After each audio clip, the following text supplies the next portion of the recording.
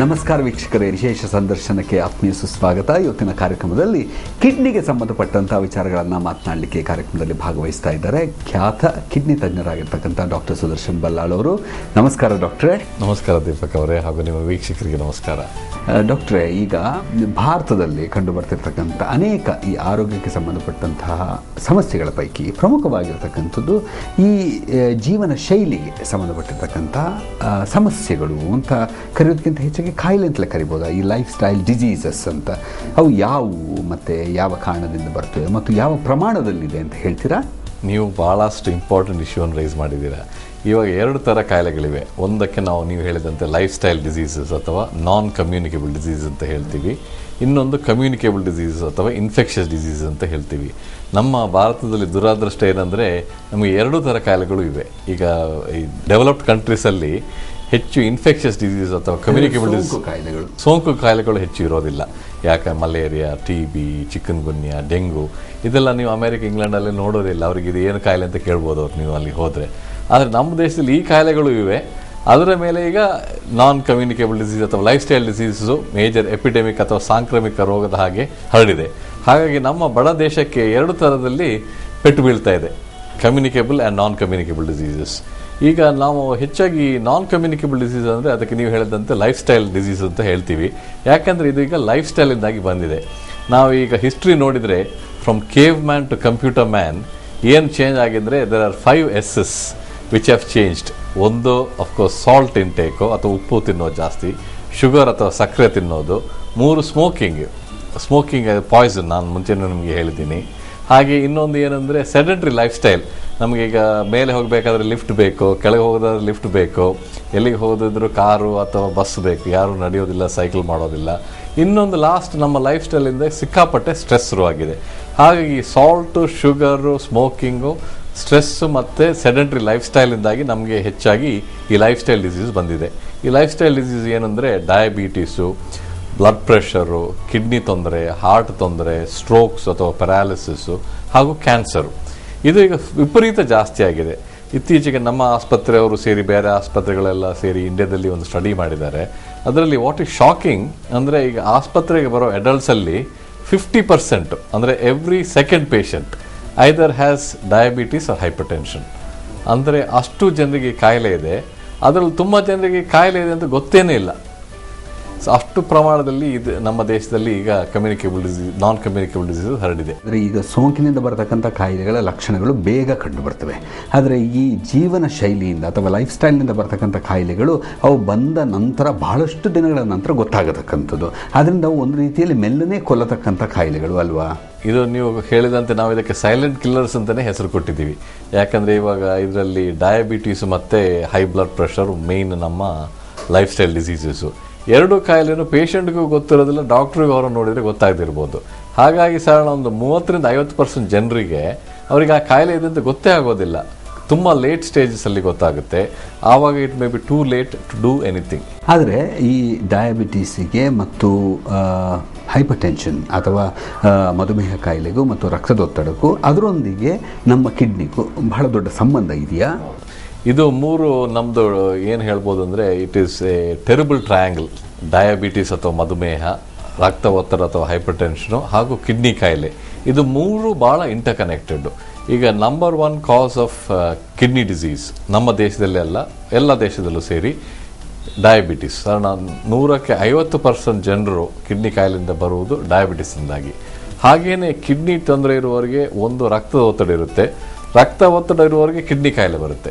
ಇವಾಗ ನಾನು ನೋಡೋ ಪೇಷಂಟ್ಸಲ್ಲಿ 100 ಪೇಷಂಟ್ಸಲ್ಲಿ ಒಂದು 70-80% ಜನರಿಗೆ ಒಂದೇ ಡಯಾಬಿಟೀಸು, ಒಂದೇ ಬ್ಲಡ್ ಪ್ರೆಷರ್ ಇದೆ. ಹಾಗಾಗಿ ಈ ಮೂರು ಕಾಯಿಲೆಗಳು ಬಹಳಷ್ಟು ಇಂಟರ್ ರಿಲೇಟೆಡ್. ಒಂದು ಬರ್ತಕ್ಕಂಥ ಸಾಧ್ಯತೆ ಖಂಡಿತ ಸಾಧಾರಣ ಹಾಗೆ ಅಂತ ಹೇಳ್ಬೋದು. ಈಗ ಡಯಾಬಿಟೀಸ್ ಇದ್ದರೆ ನಿಮಗೆ ಹೈ ಬ್ಲಡ್ ಪ್ರೆಷರ್ ಇರುತ್ತೆ, ಡಯಾಬಿಟೀಸ್ ಹೈ ಬ್ಲಡ್ ಪ್ರೆಷರ್ ಎರಡು ಇದ್ದರೆ ನೀವು ಸಾಧಾರಣ ಕಿಡ್ನಿ ತೊಂದರೆ ಖಂಡಿತ ಬರುತ್ತೆ ಅಂತ ಹೇಳ್ಬೋದು. ಈಗ ರಕ್ತದೊತ್ತಡ ಇದ್ದರೆ ಯಾವ ರೀತಿಯಲ್ಲಿ ಕಿಡ್ನಿ ಕಾಯಿಲೆ ಬರ್ತದೆ? ಸೊ ಇದಕ್ಕೆ ನಾವು ಹೈಪರ್ಟೆನ್ಸಿವ್ ನೆಫ್ರೋಸ್ಕ್ಲಿರೋಸಿಸ್ ಅಂತ ಹೇಳ್ತೀವಿ. ರಕ್ತದ ಒತ್ತಡ ಜಾಸ್ತಿ ಆದಂಗೂ ಎಲ್ಲ ಬ್ಲಡ್ ವೆಸಲ್ಸ್ಗೂ ಡ್ಯಾಮೇಜ್ ಆಗುತ್ತೆ. ಕಿಡ್ನಿಯಲ್ಲಿ ಡ್ಯಾಮೇಜ್ ಆಗಿದ್ರೆ ಕಿಡ್ನಿ ಫೇಲ್ ಆಗುತ್ತೆ, ಹಾರ್ಟಲ್ಲಿ ಡ್ಯಾಮೇಜ್ ಆದರೆ ಹಾರ್ಟ್ ಫೇಲ್ ಆಗುತ್ತೆ, ಮತ್ತು ಹಾರ್ಟ್ ಅಟ್ಯಾಕ್ಸ್ ಬರ್ಬೋದು.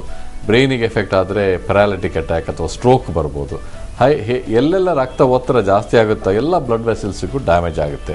ಹಾಗೇನು ಈ ಡಯಾಬಿಟಿಸು ಹಾಗೆ ಕಿಡ್ನಿಗೆ ಎಫೆಕ್ಟ್ ಆಗುತ್ತೆ, ಹಾರ್ಟಿಗೆ ಎಫೆಕ್ಟ್ ಆಗುತ್ತೆ. ಇನ್ನೊಂದು ಭಾಳಷ್ಟು ಇಂಪಾರ್ಟೆಂಟ್, ಕಣ್ಣಿಗೆ ಎಫೆಕ್ಟ್ ಆಗುತ್ತೆ. It's A leading cos of blindness. ಮತ್ತು ನಿಮ್ಮ ಸ್ಟ್ರೋಕ್ಸು ಅಥವಾ ಪ್ಯಾರಾಲಿಸಿಸ್ ಅಟ್ಯಾಕ್ಸು ಆಗುತ್ತೆ ಡಯಾಬಿಟಿಸಿಂದ. ಇನ್ನೊಂದು ಭಾಳಷ್ಟು ವಿಶಿಷ್ಟ ಏನು ಅಂದರೆ, ಈ ಕಿಡ್ನಿ ಮತ್ತು ಹಾರ್ಟ್ ಭಾಳಷ್ಟು ಕ್ಲೋಸ್ಲಿ ರಿಲೇಟೆಡು. ನಿಮಗೆ ಕಿಡ್ನಿ ಕಾಯಿಲೆ ಇದ್ದರೆ ಹಾರ್ಟ್ ಕಾಯಿಲೆ ಇದೆ ಅಂತ ಹೇಳ್ಬೋದು, ಹಾರ್ಟ್ ಕಾಯಿಲೆ ಇದ್ದರೆ ಕಿಡ್ನಿ ಕಾಯಿಲೆ ಇದೆ ಅಂತ ಹೇಳ್ಬೋದು. ಯಾಕಂದರೆ ಕಿಡ್ನಿ ಕಾಯಿಲೆ ಇರುವವರಿಗೆ ಸಾಧಾರಣ ಒಂದು 1000 to 10,000 times or percentage more chances of developing heart disease. ಹಾಗೆಯೇ ಹಾರ್ಟ್ ಡಿಸೀಸ್ ಇರುವವರಿಗೆ ಕಿಡ್ನಿ ಕಾಯಿಲೆ ಬರೋ ಸಂಭವ ತುಂಬ ಜಾಸ್ತಿ. ಅಲ್ಲ, ಯಾವ ರೀತಿಯಲ್ಲಿ ಸಂಬಂಧ ಅಂತ? ಇದಕ್ಕೆ ಬೇರೆ ಬೇರೆ ಕಾರಣಗಳಿವೆ. ಒಂದು, ನಿಮಗೆ ಡಯಾಬಿಟಿಸ್ ಇದ್ದರೆ ಹಾರ್ಟ್ ಪ್ರಾಬ್ಲಮ್, ಕಿಡ್ನಿ ಪ್ರಾಬ್ಲಮ್ ಎರಡೂ ಬರ್ಬೋದು. ಹೇಗೆ? ಯಾಕೆಂದರೆ ಇದಕ್ಕೆ ನಾವು ಡಯಾಬಿಟಿಕ್ ನೆಫ್ರಾಪತಿ ಅಂತ ಹೇಳ್ತೀವಿ. ಈ ಡಯಾಬಿಟಿಸ್ರಿಂದಾಗಿ ಬ್ಲಡ್ ವೆಸಲ್ಸ್ ಅಲ್ಲಿ ತುಂಬ ಚೇಂಜ್ ಆಗುತ್ತೆ. ಹಾಗೇನೆ ಸಣ್ಣದಾಗತಕ್ಕಂಥ ಸಾಧ್ಯತೆ. ಬ್ಲಡ್ ವೆಸಲ್ ಒಂದು ನ್ಯಾರೋ ಆಗುತ್ತೆ. ಆಮೇಲೆ ಇಂಟರ್ನಲ್ಲಿ ನಮ್ಮ ಕಿಡ್ನಿ ಒಳಗೆ ಡ್ಯಾಮೇಜ್ ಆಗಿ ಪ್ರೋಟೀನ್ಯೂರಿಯಾ ಬರುತ್ತೆ, ಕಿಡ್ನಿ ಫೇಲ್ ಆಗುತ್ತೆ. ಹಾಗೇನೆ ಹಾರ್ಟಿನಲ್ಲಿ ರಕ್ತದ್ದು ಬ್ಲಡ್ ವೆಸಲ್ಸ್ ಇದೆ ಅಲ್ವಾ, ಅದೆಲ್ಲ ಚಿಕ್ಕದಾಗಿ, ರಕ್ತನಾಳಗಳು ಚಿಕ್ಕದಾಗಿ ನಿಮಗೆ ಹಾರ್ಟ್ ಅಟ್ಯಾಕ್ ಆಗ್ಬೋದು, ಹಾರ್ಟಿಗೆ ಬ್ಲಡ್ ಸಪ್ಲೈ ಹೋಗದೆ ಇರ್ಬೋದು. ಹಾಗೇನೆ ಡಯಾಬಿಟಿಸ್ ಇರೋರಿಗೆ ಬ್ಲಡ್ ಪ್ರೆಷರ್ ಬರುವಂಥ ಚಾನ್ಸಸ್ ಜಾಸ್ತಿ. ಸೊ ಈ ಕಾಂಬಿನೇಷನ್ ಇದ್ದರೆ ನಿಮಗೆ ಖಂಡಿತವಾಗಿಯೂ heart fail, heart attack, kidney fail ಆಗೋದು ಖಂಡಿತ ಅಂತಲೇ ಹೇಳ್ಬೋದು. ಈಗ ಸ್ಪಷ್ಟವಾಗಿ ಯಾರಿಗಾದರೂ ಹೃದ್ರೋಗವಿದ್ದರೆ ಅವರು ಖಂಡಿತವಾಗಿ ಅವರ ಕಿಡ್ನಿಯನ್ನು ಪರೀಕ್ಷೆ ಮಾಡಿಸ್ಕೋಬೇಕಾಗ್ತದೆ. ಅಥವಾ ಅದರ ಆರಂಭದ ಹಂತದಲ್ಲಿ ಎಲ್ಲಾದರೂ ಹೃದಯದಲ್ಲಿ ಏನಾದರೂ ತೊಂದರೆಗಳು ಕಾಣಿಸ್ಕೊಳ್ತಕ್ಕಂಥ ಸಂದರ್ಭದಲ್ಲಿ ತಕ್ಷಣ ಅವರು ಒಬ್ಬ ಕಿಡ್ನಿ ತಜ್ಞರ ಹತ್ರ ಹೋಗಿ ಕಿಡ್ನಿಯ ಪರಿಸ್ಥಿತಿ ಹೇಗಿದೆ ಅಂತ ನೋಡಿಕೊಂಡ್ರೆ ಎರಡರಲ್ಲಿ ಒಂದನ್ನಾದರೂ ಉಳಿಸ್ಕೊಳ್ಳಿಕ್ಕೆ ಸಾಧ್ಯವಾಗ್ತದೇನೋ. ನಾನು ಇನ್ಫ್ಯಾಕ್ಟ್ ನಂದು ಎಲ್ಲ ಪೇಷಂಟ್ಸಿಗೆ ಒಂದು ಪ್ಯಾಂಫ್ಲೆಟ್ ಕೊಡ್ತೀನಿ. ಒಂದು ಅದರಲ್ಲಿ ಕಿಡ್ನಿ ಕಾಯಿಲೆ ಬಗ್ಗೆ ಹೇಳ್ತೀನಿ, ಕೆಳಗೆ ಅದರಲ್ಲಿ ಬರೆದಿರ್ತೀನಿ ನಿಮಗೆ ಕಿಡ್ನಿ ತೊಂದರೆ ಇದ್ದರೆ ಹಾರ್ಟ್ ಡಾಕ್ಟ್ರನ್ನು ನೋಡಬೇಕು ನೀವು, ಖಾಲಿ ನಮ್ಮನ್ನು ಮಾತ್ರ ನೋಡೋದಲ್ಲ. ಹಾಗೆ ನಿಮಗೆ ಹಾರ್ಟ್ ತೊಂದರೆ ಇದೆ ನಮ್ಮನ್ನು ನೋಡಿ ಹಾರ್ಟ್ ತಜ್ಞರ ಜೊತೆ. ಆದರೆ ಇನ್ನೊಂದು ಬಹಳ ಬೇಸರದ ಸಂಗತಿ ಏನು ಅಂತ ಹೇಳಿದ್ರೆ, ಈಗ ಹಾರ್ಟ್ನಲ್ಲಿ ಏನಾದರೂ ತೊಂದರೆ ಇದ್ದರೆ ಅದನ್ನು ಸರಿಪಡಿಸಲಿಕ್ಕೆ ಬಹಳಷ್ಟು ವಿಧಾನಗಳಿವೆ. ಆದರೆ ಕಿಡ್ನಿ ಹಾಳಾದಂಥ ಸಂದರ್ಭದಲ್ಲಿ ಅದನ್ನು ಪುನರ್ಜೋಡಣೆ ಮಾಡಬೇಕೇ ವಿನಃ ಅಷ್ಟು ಸುಲಭದಲ್ಲಿ ಅದನ್ನು ಸರಿಪಡಿಸಲಿಕ್ಕೆ ಸಾಧ್ಯವಾಗುವುದಿಲ್ಲ ಅಂತಕ್ಕಂಥ ಭಾವನೆಯೂ ಬಂದಿದೆಯಲ್ಲ. ಆದರೆ ಇನ್ನೊಂದು ಭಾಳಷ್ಟು ವಿಶಿಷ್ಟ ಸಂಗತಿ ಏನಂದರೆ, ಈ ಕಿಡ್ನಿ ಕಾಯಿಲೆ ಇದ್ದವರಿಗೆಲ್ಲ ಈ ಟ್ರೀಟ್ಮೆಂಟ್ ಬೇಕು ಅಂತಲಿಲ್ಲ.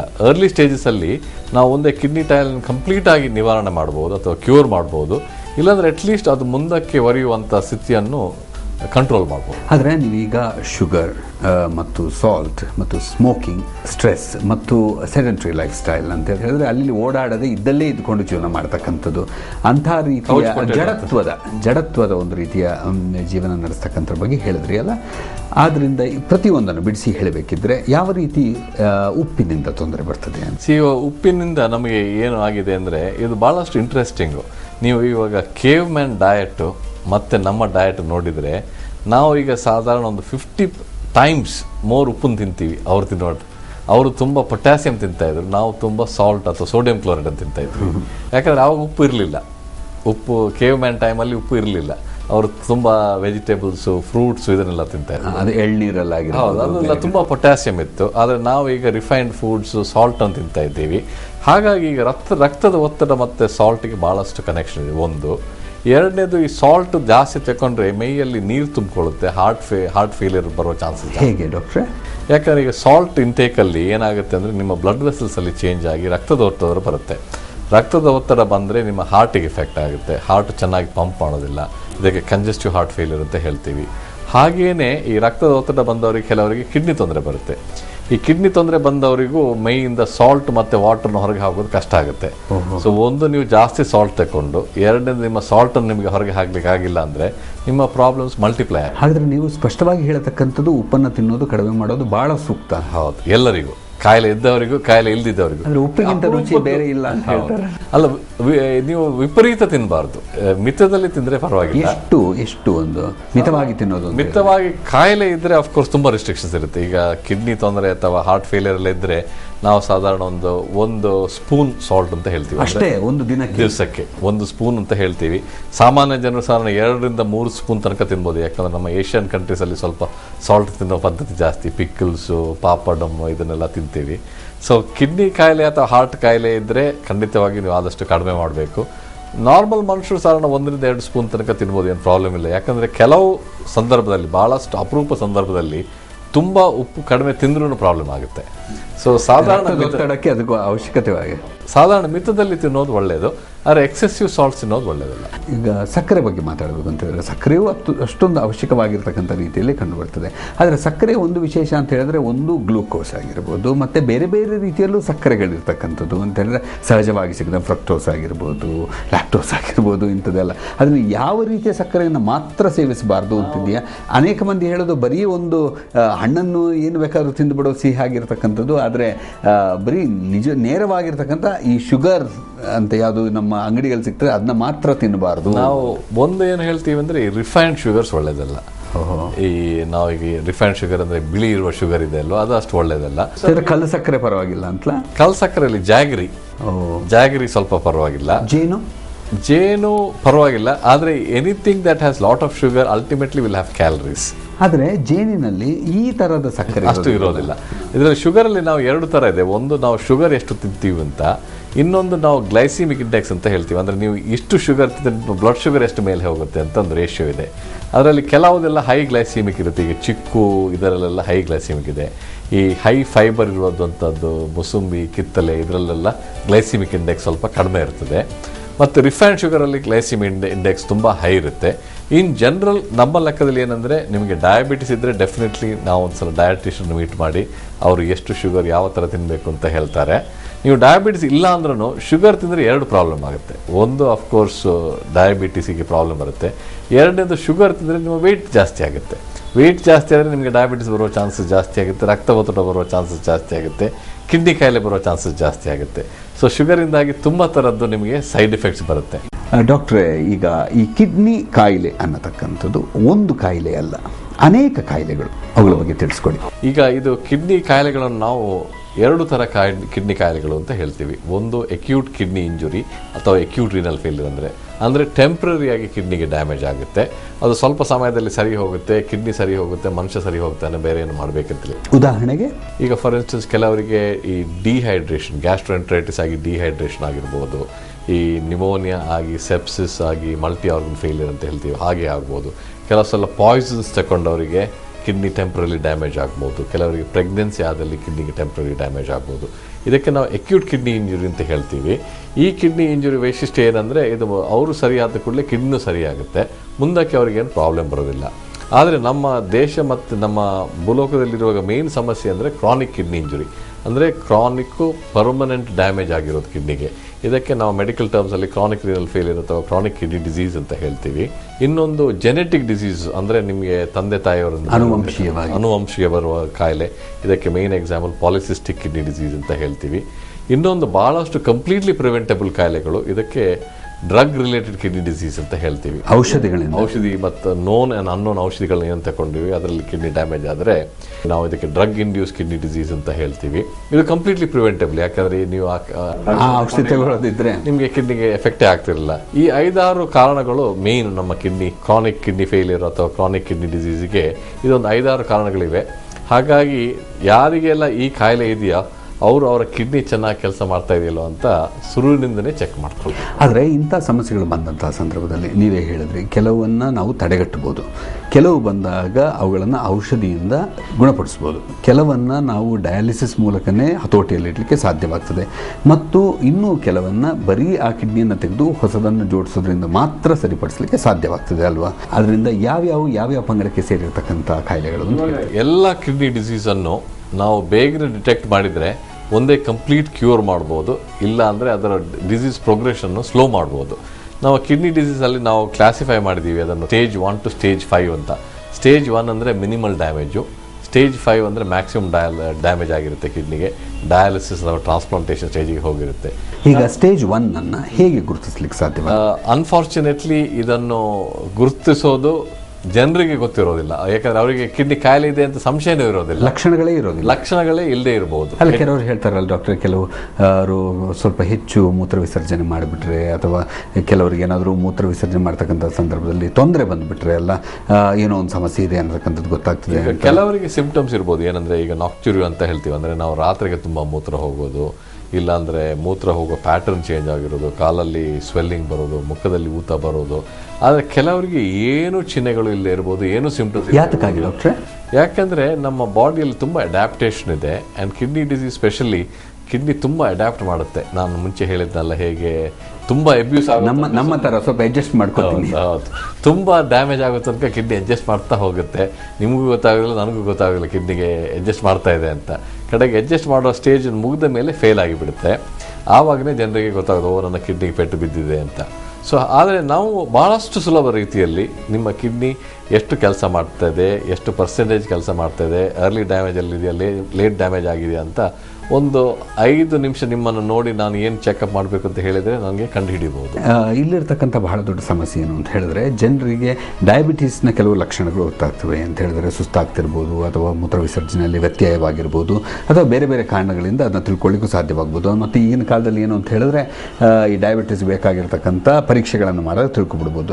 ಎಲ್ಲ ಪರೀಕ್ಷೆಗಳನ್ನು ಮಾಡ್ತಾರೆ, ಆದರೆ ಕಿಡ್ನಿಗೆ ವಿಶೇಷವಾಗಿರ್ತಕ್ಕಂಥ ಪರೀಕ್ಷೆಯನ್ನೇ ಮಾಡಬೇಕಾಗ್ತದೆ. ಅದಕ್ಕೆ ಹೆಚ್ಚು ಖರ್ಚಾಗದಿದ್ರೂ ಕೂಡ ಆ ಪರೀಕ್ಷೆ ಮಾಡದಿದ್ದರೆ ನಿಮಗೆ ಗೊತ್ತಾಗೋದಿಲ್ಲ. ಇದಕ್ಕೆ ನನ್ನ ಲೆಕ್ಕದಲ್ಲಿ ಇಗ್ನೋರೆನ್ಸೇ ಕಾರಣ. ಈಗ ಜನರಿಗೆ ಅದು ಹೌದಾ ಅಂತ? ಹಾಗೆ ಹೌದು, 100% ಹೌದು. ನಾನೀಗ ಸಾವಿರಾರು ಪೇಷಂಟ್ಸ್ ನೋಡಿರ್ತೀನಿ. ಅವರು ಹಾರ್ಟ್ ಚೆಕ್ ಮಾಡಿರ್ತಾರೆ, ಬ್ರೈನ್ ಚೆಕ್ ಮಾಡಿರ್ತಾರೆ, ಡಯಾಬಿಟಿಸ್ ಚೆಕ್ ಮಾಡಿರ್ತಾರೆ, ಕಿಡ್ನಿ ಚೆಕಪ್ ಒಂದು ಬಿಟ್ಟು ಬೇರೆಲ್ಲ ಚೆಕಪ್ ಮಾಡಿರ್ತಾರೆ. ಅದರಿಂದಲೇ ಅತ್ಯಂತ ದೊಡ್ಡ ಸಮಸ್ಯೆಯಾಗಿ ಪ್ರಾಣವನ್ನು ಕಳ್ಕೊತಾರೆ. ಹೌದು, ನಾವು ಹೆಚ್ಚಾಗಿ ಈಗ ನಾನು ನೋಡೋದ್ರಲ್ಲಿ ಸಾಧಾರಣ ಒಂದು 70 to 80% ಪೇಷಂಟ್ಸ್ ತುಂಬ ಲೇಟ್ ಸ್ಟೇಜಸ್ಸಿಗೆ ಬರ್ತಾರೆ. ಖಾಲಿ ಒಂದು 15-20% ಜನರು ಮಾತ್ರ ವೆರಿ ಅರ್ಲಿ ಸ್ಟೇಜಸಲ್ಲಿ ಬರ್ತಾರೆ. ಇದು ಭಾಳ ಅನ್ಫಾರ್ಚುನೇಟು. ಅದಕ್ಕೋಸ್ಕರ ನಿಮ್ಮಂಥವರು ಇದನ್ನು ಪಬ್ಲಿಸೈಸ್ ಮಾಡಬೇಕು, ಅವೇರ್ನೆಸ್ ಕ್ರಿಯೇಟ್ ಮಾಡಬೇಕು. ಯಾಕಂದರೆ ಅರ್ಲಿ ಸ್ಟೇಜಸಲ್ಲಿ ನಾನು ಈಗ ಸಿಂಪಲಾಗಿ ನಿಮ್ಮ ಯೂರಿನನ್ನು ಟೆಸ್ಟ್ ಮಾಡಿ ಯೂರಿನಲ್ಲಿ ಆಲ್ಬ್ಯೂಮಿನ್ ಇದೆಯಾ ಇಲ್ವಾ ಅಂತ ಚೆಕ್ ಮಾಡ್ಬೋದು. ಅರ್ಲಿ ಸ್ಟೇಜಸಲ್ಲಿ ಇದಕ್ಕೆ ಮೈಕ್ರೋ ಆಲ್ಬ್ಯೂನ್ಯೂರಿಯಾ ಅಂತ ಹೇಳ್ತೀವಿ. ಇದನ್ನು ನೀವು ಭಾಳಷ್ಟು ಕಡಿಮೆ ಖರ್ಚಿನಲ್ಲಿ ಒಂದು 50-100 ರೂಪಾಯಿ ಒಳಗೆ ನಿಮ್ಮ ಯೂರಿನ್ ಟೆಸ್ಟ್ ಮಾಡಿ ನಿಮ್ಮ ಕಿಡ್ನಿ ಡ್ಯಾಮೇಜ್ ಆಗಿದೆ ಅಂತ ನೋಡ್ಬೋದು. ಇನ್ನೊಂದು ಭಾಳಷ್ಟು ಸಿಂಪಲ್ ಬ್ಲಡ್ ಟೆಸ್ಟ್ ಇದೆ, ಇದಕ್ಕೆ ಕ್ರಿಯಾಟಿನಿನ್ ಅಂತ ಹೇಳ್ತೀವಿ ನಾವು. ನಿಮ್ಮ ಕ್ರಿಯಾಟಿನ್ ಚೆಕ್ ಮಾಡಿದರೆ ನಿಮ್ಮ ವಯಸ್ಸು ಮತ್ತು ಸೆಕ್ಸು, ವೆಯ್ಟ್ ಇದೆಲ್ಲ ನೋಡಿದರೆ ಕಿಡ್ನಿ ಸಾಧಾರಣ ಎಷ್ಟು ಪರ್ಸೆಂಟೇಜ್ ಕೆಲಸ ಮಾಡುತ್ತೆ ಅಂತ ನಾವು ಕಂಡುಹಿಡಿಬೋದು. ಕ್ರಿಯಾಟಿನ್ ಮುಖ್ಯವಾಗಿ ಏನು ಅಂತ ಹೇಳಿದ್ರೆ, ಈ ನಮ್ಮ ಸ್ನಾಯುಗಳಿಂದ ಬರತಕ್ಕಂಥ ಅಂಶ ಅದು ರಕ್ತದೊಳಗೆ ಸೇರ್ಕೊಂಡಿರ್ತದೆ. ಅದನ್ನು ಹೊರಗೆ ಹಾಕದಿದ್ದರೆ ದೇಹದಲ್ಲಿ ಎಷ್ಟು ಉಳ್ಕೊಂಡಿರ್ತದೆ ಅನ್ನೋದನ್ನು ರಕ್ತದಲ್ಲಿ ಕ್ರಿಯಾಟಿನ್ ಎಷ್ಟು ಅಂತ ತಿಳ್ಕೊಳ್ತಾರೆ. ಕ್ರಿಯಾಟಿನ್ ನಿಮ್ಮ ಮಸಲ್ನಿಂದ ಬರುತ್ತೆ, ಕಿಡ್ನಿಯಲ್ಲಿ ಹೊರಗೆ ಹೋಗುತ್ತೆ. ಒಂದು ವೇಳೆ ನಿಮ್ಮ ಕಿಡ್ನಿ ಡ್ಯಾಮೇಜ್ ಆದರೆ ಅದು ಮೇಯಲ್ಲಿ ಉಳ್ಕೊಳ್ಳುತ್ತೆ, ಕ್ರಿಯಾಟಿನ್ ಲೆವೆಲ್ಸ್ ಜಾಸ್ತಿ ಆಗುತ್ತೆ. ಸೊ ಈ ಕ್ರಿಯಾಟಿನಿಂದ ನಾವು ಸಾಧಾರಣ ನಿಮ್ಮ ಕಿಡ್ನಿ ನಂಬರು ಅಥವಾ GFR ಅಥವಾ ಎಸ್ಟಿಮೇಟೆಡ್ GFR ಅಂತ ಕಂಡುಹಿಡಿಬಹುದು. ಈಗ ಅನೇಕ ಮಂದಿ ಇತ್ತೀಚಿನ ದಿನಗಳಲ್ಲಿ ವೃದ್ಧಾಪ್ಯವನ್ನು ನೋಡೋದಕ್ಕಿಂತ ಮೊದಲೇ ಸಾಯ್ತಕ್ಕಂಥ ಏನಾದರೂ ಕಾರಣಗಳು ಬಂದರೆ ಅಲ್ಲಿ ಪ್ರಮುಖವಾಗಿ ಕಂಡು ಬರ್ತಕ್ಕಂಥದ್ದು ಕಿಡ್ನಿ ಸಂಬಂಧಿ ಕಾಯಿಲೆಗಳು ಅಂತ. ಹೌದಾ? ಇವಾಗ ನೀವು ಹೇಳಿದ್ದು ನಿಜ. ಯಾಕಂದರೆ ಈಗ ನೀವು ನಮ್ಮ ICUಗೆ ಬಂದರೆ ಸಾಧಾರಣ ಹೆಚ್ಚಾದವರಿಗೆ ನಾವು ಡಯಾಲಿಸಿಸ್ ಮಾಡ್ತಾ ಇರ್ತೀವಿ ಅಲ್ಲಿ. ಯಾಕೆಂದರೆ ಇವಾಗ ಮನುಷ್ಯನ ಆರ್ಗನ್ಸ್ ಎಲ್ಲ ಅಂಗಾಂಗಗಳು ಒಂದಕ್ಕೊಂದು ರಿಲೇಟೆಡ್ಡು. ಇವಾಗ ನಾವು ಭಾಳಷ್ಟು ಸಿಕ್ಕಾದರೆ, ಯಾವ ಕಾರಣಕ್ಕಾದರೂ ತುಂಬ ನೀವು ನಿಶಕ್ತಿಯಾಗಿ ಸಿಕ್ಕಾದರೆ, ನಿಮೋನಿಯಾ ಇರ್ಬೋದು, ಹಾರ್ಟ್ ಅಟ್ಯಾಕ್ ಇರ್ಬೋದು, ಏನು ಇದ್ರೂ ಮಲ್ಟಿ ಆರ್ಗನ್ ಫೇಲಿಯರ್ ಅಂತ ಹೇಳಿ ಆಗುತ್ತೆ. ಮಲ್ಟಿ ಆರ್ಗನ್ ಫೇಲಿಯರ್ ಅಂದರೆ ನಿಮ್ಮ ಹಾರ್ಟ್ ಫೇಲ್ ಆಗುತ್ತೆ, ಲಿವರ್ ಫೇಲ್ ಆಗುತ್ತೆ, ಕಿಡ್ನಿ ಫೇಲ್ ಆಗುತ್ತೆ, ನಿಮ್ಮ ರಕ್ತ ಒತ್ತಡ ಕುಸಿದು ಬೀಳುತ್ತೆ. ಸೊ ಇದಕ್ಕೆ ನಾವು ಮೆಡಿಕಲ್ ಟರ್ಮ್ಸಲ್ಲಿ ಮಲ್ಟಿ ಆರ್ಗನ್ ಫೇಲಿಯರ್ ಅಂತ ಹೇಳ್ತೀವಿ.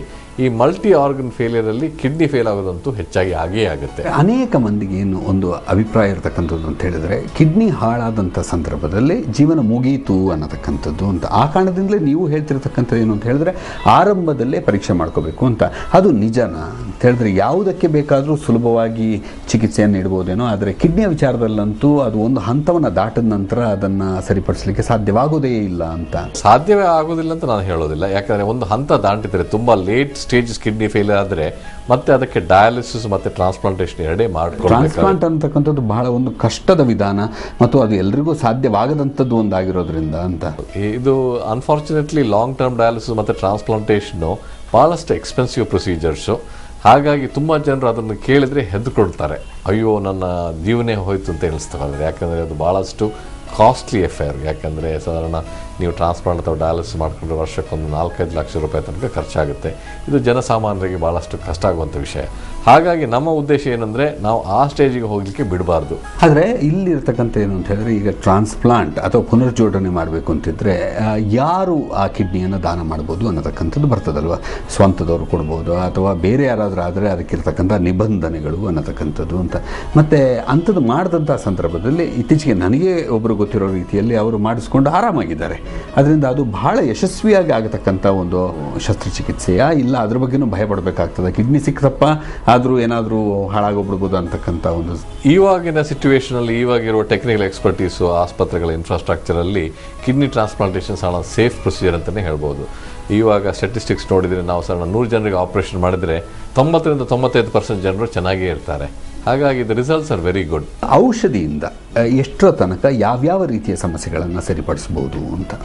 ಇವಾಗ ಸಾಧಾರಣ ಕಿಡ್ನಿ ಒಂದು 90-95% ಫೇಲ್ ಆಗೋ ತನಕ ನಾವು ಡಯಟು ಔಷಧದಲ್ಲಿ ಮನುಷ್ಯನನ್ನು ಕಂಟ್ರೋಲ್ ಮಾಡ್ಬೋದು.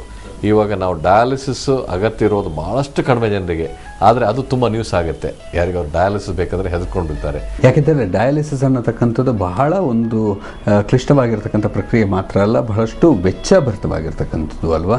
ಆದ್ದರಿಂದ ಸಾಮಾನ್ಯ ಜನರಿಗೆ ಅದು ಸಾಧ್ಯವೇ ಇಲ್ಲ ಅನ್ನತಕ್ಕಂಥ ಒಂದು ಅಭಿಪ್ರಾಯ ಬಂದುಬಿಟ್ಟಿದೆ. ಮತ್ತು ನೀವೇ ಅನೇಕ ಬಾರಿ ಬೇರೆ ಬೇರೆ ಕಾರ್ಯಕ್ರಮಗಳಲ್ಲಿ ಹೇಳಿರೋ ರೀತಿ ಈ ಡಯಾಲಿಸಿಸ್ ಆರಂಭಿಸಿದಂಥ ಕುಟುಂಬಗಳಲ್ಲಿ ಅಂತ ಹೇಳಿದ್ರೆ ಯಾವುದಾದ್ರೂ ಒಬ್ಬ ರೋಗಿಗೆ ಇಡೀ ಕುಟುಂಬ ಆಸ್ತಿ ಪಾಸ್ತಿನೆಲ್ಲ ಕಳ್ಕೊಂಡಿರ್ತಕ್ಕಂಥ ನಿದರ್ಶನಗಳು ಇವೆ ಅಲ್ಲ. ಅಬ್ಸಲ್ಯೂಟ್ಲಿ, ಇದು ಭಾಳಷ್ಟು ಬೇಜಾರಿನ ಸಂಗತಿ. ಯಾಕಂದರೆ ನಾನೇ ನೋಡಿದ್ದೀನಿ, ಇದು ಭಾಳಷ್ಟು ಪ್ರಾಬ್ಲಮ್. ಯಾಕಂದರೆ ನಮ್ಮ ದೇಶದಲ್ಲಿ ವರ್ಷಕ್ಕೆ 4-5 ಲಕ್ಷ ರೂಪಾಯಿ ಒಂದು ಟ್ರೀಟ್ಮೆಂಟಿಗೆ ಖರ್ಚು ಮಾಡುವಂಥ ಶಕ್ತಿ ಸಾಧಾರಣ ನನ್ನ ಲೆಕ್ಕದಲ್ಲಿ ಒಂದು 90% ಜನರಿಗೆ ಇರಲಿಕ್ಕಿಲ್ಲ. ಇವಾಗ ಅಮೇರಿಕದಲ್ಲೂ ಡಯಾಲಿಸಿಸ್ಗೆ ಅವರು ಸ್ವಂತ ಕೈಯಿಂದ ಹಾಕಬೇಕಂತೇಳಿ, ಆದರೆ 90% ಜನರು ಡಯಾಲಿಸಿಸ್ ಮಾಡಿಸ್ಕೊಳ್ತಾ ಇಲ್ಲ. ಅಲ್ಲಿ ಗೌರ್ಮೆಂಟ್ನವರು 100% ಡಯಾಲಿಸಿಸ್ಗೆ ಪೇ ಮಾಡ್ತಾರೆ. ಹಾಗಾಗಿ ಎಲ್ರಿಗೂ ಮಾಡಿಸ್ಕೊಳ್ಬೋದು. ಈ ಕಂತಿನಲ್ಲಿ ಡಾಕ್ಟ್ರೇ ಬಹಳಷ್ಟು ಮಾಹಿತಿಗಳನ್ನು ತಿಳಿಸ್ಕೊಟ್ರಿ. ಪ್ರಮುಖವಾಗಿ ಕಿಡ್ನಿ ಕಾಯಿಲೆಗಳು ಹೇಗೆ ಬರ್ತವೆ ಮತ್ತು ಅವುಗಳನ್ನು ಹೇಗೆ ತಿಳ್ಕೊಬೋದು ಮತ್ತು ಏನೇನು ಚಿಕಿತ್ಸಾ ವಿಧಾನಗಳಿವೆ ಅನ್ನೋದ್ರ ಬಗ್ಗೆ ತಿಳಿಸ್ಕೊಟ್ರಿ. ಕಾರ್ಯಕ್ರಮದಲ್ಲಿ ಭಾಗವಹಿಸಿರೋದಕ್ಕೆ ಧನ್ಯವಾದಗಳು. Thank you.